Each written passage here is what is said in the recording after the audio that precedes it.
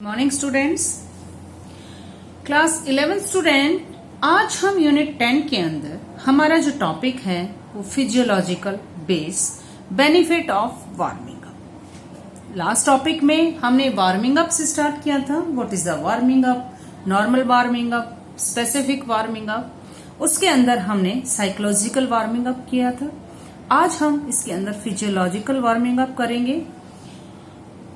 First, हमें क्या है, अपनी बॉडी को, अपनी मसल्स को वर्कआउट करने के लिए, अच्छी एफिशिएंसी लाने के लिए, उसमें क्या है, हमें थोड़ा टेम्परेचर को बढ़ाने के लिए प्रॉपर वार्मिंग अप करना चाहिए। फर्स्ट क्या है कि इंक्रीज द बॉडी टेम्परेचर, हमारी बॉडी टेम्परेचर को बढ़ाता है ये वार्मिंग अप। हमें एक लेवल तक अपने बॉडी वार्मिंग को बढ़ाना चाहिए और उसको स्ट्रेच करना चाहिए।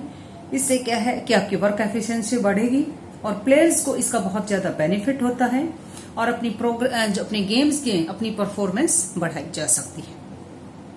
नेक्स्ट है decrease the resistance in muscles of capillaries. It means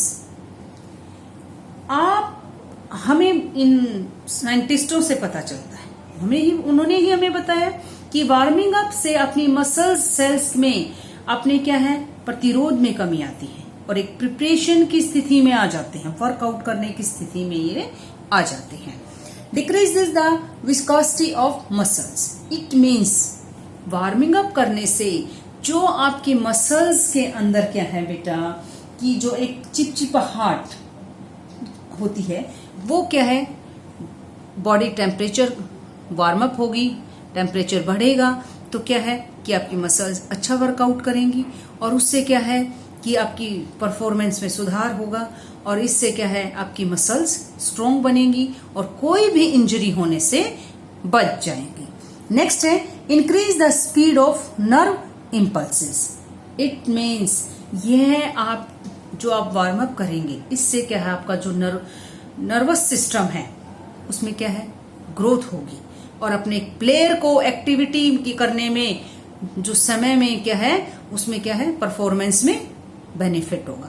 mostly games के अंदर बेटा एक प्लेयर के लिए किसी भी एक्टिविटी यानी समय में अच्छी परफॉर्मेंस में सुधार करना समय से पहले बहुत आवश्यक है। नेक्स्ट है increase metabolic rate. It means आप जब वार्म अप करते हैं तो उससे क्या है आपके मेटाबॉलिज्म रेट में डेवलपमेंट होती है, आपका एनर्जी लेवल हाई होता है और आपके टेम्परेचर के बढ़ने से क्या है आपका जो बॉडी सिस्टम है उसमें क्या है आप ठीक से वर्कआउट कर पाते हैं और अपने बॉडी टेम्परेचर में 0.5 डिग्री के तक आप डेवलपमेंट कर सकते हैं और ये आपका जो मेटाबॉलिज्म है ये 7% तक बढ़ जाता है और इससे क्या है आपका एनर्जी लेवल भी बढ़ जाता है। नेक्स्ट है increase the speed of oxygen and fuel transfer to tissues. It means जब आप प्रॉपर वार्मिंग अप से करते हैं तो अपने टिश्यूज को ऑक्सीजन और क्या है एनर्जी देते हैं और उसमें क्या है प्रोग्रेस करते हैं। यह क्या है आपके जो छोटी छोटी स्मॉल सेल्स हैं और आपकी जो ब्लड की सेल्स हैं उनमें क्या है वो आपकी मसल्स के अंदर ब्लड प्रॉपर शुद्ध रक्त जिसको कहते हैं प्योर ब्लड जाता है और क्या है इससे आपके ऑक्सीजन लेने की कैपेसिटी बढ़ जाती है। नेक्स्ट है reduce the blood lactic acid. It means scientist हमें ये बताते हैं कि हार्ट रेट और ऑक्सीजन ज्यादा यूज करने का से जो मसल्स के टेम्परेचर के साथ डायरेक्ट रिलेशन है। टेम्परेचर बढ़ने से हार्ट रेट भी बढ़ जाती है और ऑक्सीजन की हमें ज्यादा यानी खपत भी एनर्जी की हमें ज्यादा जरूरत होती है और इससे लैक्टिक अम्ल में कमी आती है। Increase in working capacity.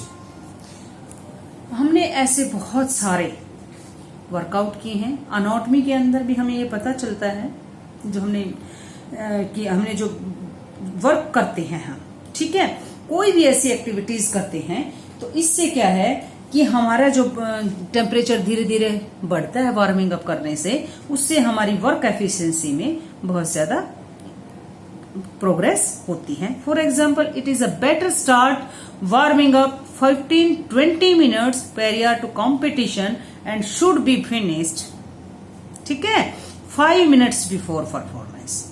अपने वार्म अप करने के लिए आपको ठीक समय पे उसको वार्म अप करना चाहिए अपनी बॉडी को। ये भी एक बहुत बड़ा इफेक्ट करता है। नेक्स्ट है in warming up there are certain guiding principle. कुछ जनरल इंस्ट्रक्शंस हैं, मैं आपको ये बताना चाहूंगी। Simple to complex, it means सरल से जटिल की ओर जाना चाहिए। पहले सिंपल एक्सरसाइज करनी चाहिए, फिर आपको उस वर्क को थोड़ा थोड़ा बढ़ाना चाहिए। Exercise for all parts of body, हमें बॉडी के हर पार्ट्स की एक्सरसाइज करनी चाहिए ताकि आप अपनी बॉडी को प्रॉपर तरीके से डेवलप कर सकें। Include stretching and losing exercise, it means आपको प्रॉपर रनिंग कर रहे हैं, वार्म अप कर रहे हैं और जॉगिंग कर रहे हैं, तो उसके बाद क्या है, आप अपनी बॉडी को प्रॉपर कूल डाउन करेंगे, स्ट्रेचिंग करेंगे। क्लियर? उससे क्या है, आपको ज्यादा बेनिफिट होगा। Incentive increase to increase body temperature, इससे क्या है कि आपकी जैसे बॉडी को हम धीरे धीरे अपने टेम्परेचर को बढ़ाते हैं, उसी तरह से क्या है, हमें अपनी बॉडी को नॉर्मल तरीके से अब उसी टेम्परेचर के अंदर लाना है। जैसे हमने उस टेम्परेचर को बढ़ाया है अपनी बॉडी, उसी तरह से उसको कम डाउन भी लेके आना है। Warming up to according to age and sex, जो रूटीन वर्कआउट होता है बेटे, उसमें क्या है, सेक्स एंड एज का भी इफेक्ट पड़ता है। ठीक है, अब अपनी एज के अकॉर्डिंग और अपने सेक्स के अकॉर्डिंग एक्सरसाइजेस करेंगे। Warming up should be according to activity or sports is the most important बच्चे। वार्मिंग अप हमेशा अपनी एक्टिविटी के अकॉर्डिंग करना चाहिए। आपको किस तरह के गेम कर रहे हैं, आपकी क्या रूपरेखा है, आपको कोई भी जैसे क्या है चेस खेल रहे हैं, उसमें कंसंट्रेशन वाली एक्सरसाइजेस करने पे जोर देना चाहिए। अगर आप स्पीड एक्सरसाइजेस कर रहे हैं, रेसेस कर रहे हैं, तो आपको क्या है, जॉगिंग पे ध्यान देना चाहिए। इस तरह से हम ये जनरल गाइडेंस है। नेक्स्ट है बेनिफिट ऑफ वार्मिंग अप।